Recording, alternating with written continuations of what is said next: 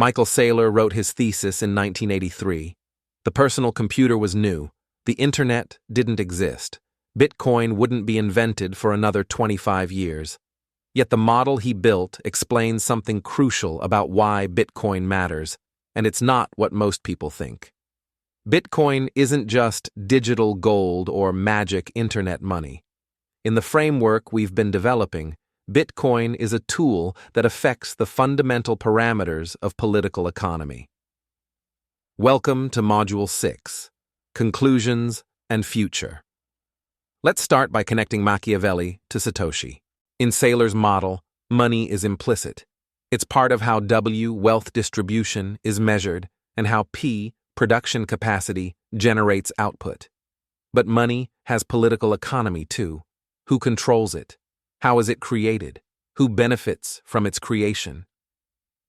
Fiat currency, government-issued money not backed by commodities, gives states enormous power. They can inflate the money supply, effectively taxing anyone who holds cash. They can direct credit to favored sectors. They can finance wars and welfare without explicit taxation. This is a form of executive power. Monetary control is political control. Central banks may claim independence, but they operate within political constraints and serve state interests. The parameter implications. Fiat inflation tends to increase W over time. Asset holders benefit from money printing. Wage earners don't. The Cantillon effect means those closest to the money spigot, banks, large corporations, the wealthy, capture the gains from monetary expansion. This is one of the mechanisms driving the parameter drift we identified in modern democracies. Monetary policy systematically transfers wealth upward. Bitcoin changes the game. Fixed supply. There will only ever be 21 million Bitcoin. No central bank can print more. This removes one mechanism of wealth transfer from holders to issuers. Permissionless. Anyone can use Bitcoin without approval from governments or banks. This constrains The executive can't freeze your money or block your transactions as easily. Transparent. The blockchain is public. All transactions are visible. This affects norms around financial privacy and government surveillance. Decentralized. No single entity controls Bitcoin. The network is maintained by thousands of nodes and miners worldwide. This distributes power rather than concentrating it. Programmable. Bitcoin enables contracts without intermediaries. This creates new forms of coordination outside traditional institutional channels. Each of these properties has implications for Saylor's model. Bitcoin doesn't just change finance. It changes the parameters of political economy. How does Bitcoin affect W? The skeptic's view. Bitcoin is making early adopters rich while latecomers buy at higher prices. This increases wealth concentration, making W worse.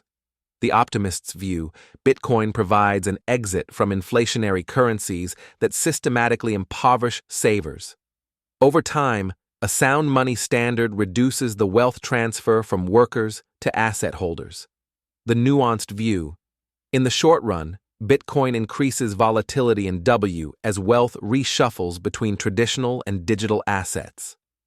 In the long run, if Bitcoin becomes a significant monetary layer, it removes one mechanism of wealth concentration, inflation, while potentially creating others. The key insight. Bitcoin's effect on W depends on adoption patterns and time horizon. Early concentration gives way to broader distribution as the technology matures. The same pattern occurred with every transformative technology from electricity to the internet. What Saylor himself argues, Bitcoin is the only asset that can preserve wealth across generations without dilution from inflation or confiscation from governments. A sound money standard stabilizes W by removing the monetary channel of wealth transfer. Bitcoin's effect on N is more complex. On one hand, Bitcoin requires no trust in institutions. That's the point. You verify, not trust. This could weaken N by making trust unnecessary. Why maintain social cohesion when you can have cryptographic guarantees? On the other hand, Bitcoin creates new forms of trust. Communities form around the technology. Shared norms develop about hodling, not trusting centralized exchanges, running your own node. A crypto ethos emerges. Bitcoin also reveals institutional failures. When banks freeze accounts or governments inflate currencies, Bitcoin provides evidence that alternative systems are possible. This can erode trust in existing institutions while building trust in decentralized alternatives. The deepest effect may be on sovereignty itself. If money is a key state function and money becomes denationalized, what happens to the nation-state? What happens to the norms built around national identity? We don't know yet. Bitcoin is a 20-year experiment in an institution, money, that has existed for millennia. The normative implications are still unfolding. Bitcoin's clearest effect in the model is on E, executive power. Throughout history, control of money has been control of the state. Kings debased currencies. Governments imposed capital controls. Central banks financed deficits. Bitcoin creates an exit. If you can convert your wealth to Bitcoin and hold your own keys, the state's ability to confiscate, inflate, or control your money diminishes. This is why authoritarian regimes fear Bitcoin and why it flourishes in places with currency crises: Venezuela, Argentina, Turkey, Lebanon. In Saylor's model, this constrains executive power that once extended to monetary control now faces competition from a non-state monetary network. The implications cut multiple ways.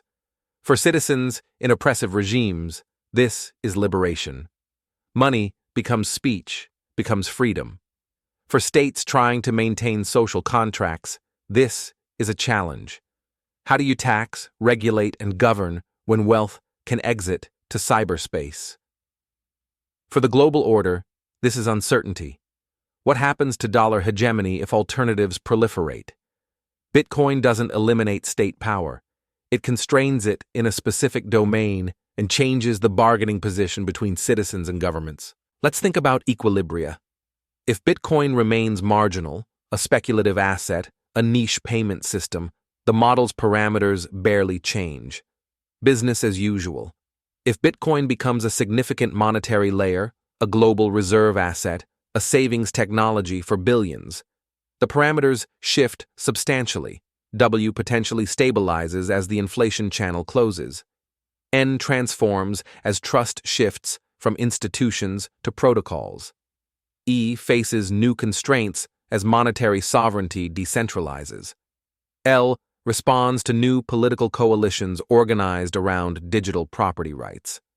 P potentially grows as capital allocation becomes more efficient.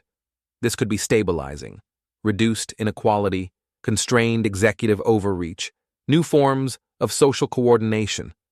Or it could be destabilizing. States that can't inflate may resort to more direct extraction. The transition could be chaotic. New forms of wealth concentration could emerge. The honest answer: we don't know. Bitcoin is a parameter shock that hasn't fully propagated through the system. We're in the early years of what might be a multi-generational transformation. Why does Michael Saylor, the Thesis author, care so much about Bitcoin? Because he sees what we've been describing. His 1983 model identified the dynamics that destabilize political economies: wealth concentration, norm erosion, institutional capture, executive overreach.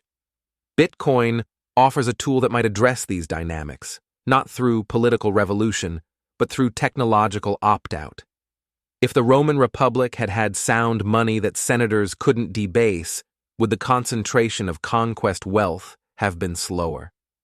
If Weimar Germany had had money that couldn't hyperinflate, would the Nazi rise have been prevented? We can't run the counterfactual. But the hypothesis is plausible. A monetary system outside state control changes the parameters of political economy. Saylor's company, MicroStrategy, has converted its treasury to Bitcoin. This isn't speculation. It's a thesis about how to preserve wealth across the kind of institutional instability his 1983 model predicts. Whether he's right, whether Bitcoin succeeds as sound money, remains to be seen. But the connection between his academic work and his corporate strategy is direct. Bitcoin is the application of system dynamics thinking to money itself. It's an attempt to change the parameters, to create a monetary system that doesn't systematically transfer wealth upward, that constrains executive monetary power, that enables new forms of coordination. Whether it succeeds depends on adoption, on technical development, on political response, on factors we can't predict. But the framework for understanding it is the same framework we've been building throughout this course. Equilibria, feedback loops, parameters, bifurcations. Next episode, we'll synthesize everything: the model, the history, the present, the future. What have we learned? What remains uncertain? Where does political economy go from here? We're almost at the end. Let's bring it all together. Next time, synthesis and integration.